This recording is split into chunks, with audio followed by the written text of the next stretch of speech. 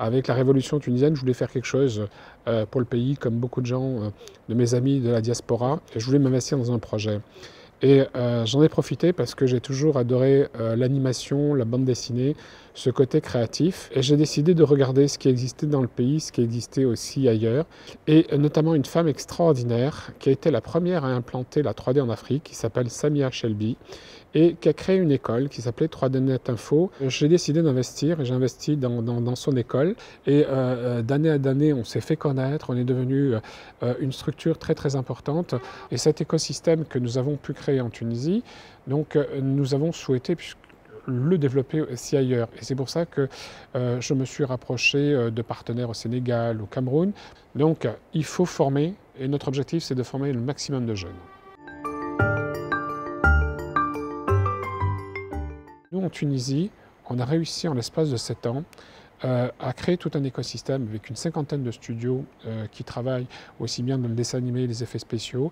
Et on a réussi surtout à attirer des studios étrangers parce qu'on a créé un écosystème. Et ces studios étrangers aujourd'hui sont en train de porter un peu tout ça. Et on a créé plus de 2000 emplois en Tunisie. Et ça, pour moi, c'est important. C'est que l'industrie créative, que ce soit le jeu vidéo ou le dessin animé, c'est pas quelque chose qui est du divertissement, c'est aussi une véritable industrie. Et l'industrie du jeu vidéo aujourd'hui, elle est aussi importante que l'industrie du cinéma. Donc ça, il faut l'avoir en tête. Et l'Afrique a un potentiel très très important. Et c'est là-dessus que je me bats et que j'essaye de faire connaître tout cela. Aujourd'hui, on estime à 470 millions le nombre de joueurs en Afrique sur le téléphone mobile. Donc c'est un secteur qui connaît entre 9 et 11% de croissance chaque année. C'est le secteur du digital qui croît le plus vite.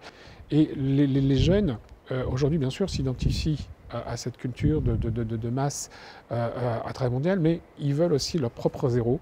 Ils veulent leur propre culture. Et ce qui est intéressant aujourd'hui, dans la bande dessinée, dans le jeu vidéo, l'animation, c'est la réappropriation donc, de son identité à travers son histoire, son héritage. Et c'est ça qu'on retrouve à travers un mouvement qui s'appelle l'afrofuturisme, qui imagine l'Africain donc dans le monde d'aujourd'hui, mais dans un monde un peu de science-fiction. Et l'afrofuturisme, c'est un mouvement que nous ne voit pas dans le côté francophone, mais qui est très axé dans le côté anglophone, qui touche aussi bien le design que design, architecture, musique, bande dessinée, littérature, vous le voyez de partout. Et ça, c'est intéressant. Pourquoi? Parce que c'est la réappropriation de l'identité de la culture noire à travers le jeu vidéo. Et le jeu vidéo permet de faire des choses qu'on ne peut pas faire précédemment.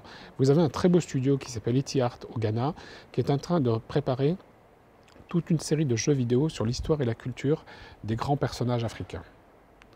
Donc il y a des choses. Et aujourd'hui, vous avez un autre studio qui s'appelle Malio Games, qui est au Nigeria, qui lui, aujourd'hui, produit des jeux africains, typiquement africains. Et ils ont quand même 10 millions de téléchargements par mois. Et ce phénomène touche toute l'Afrique.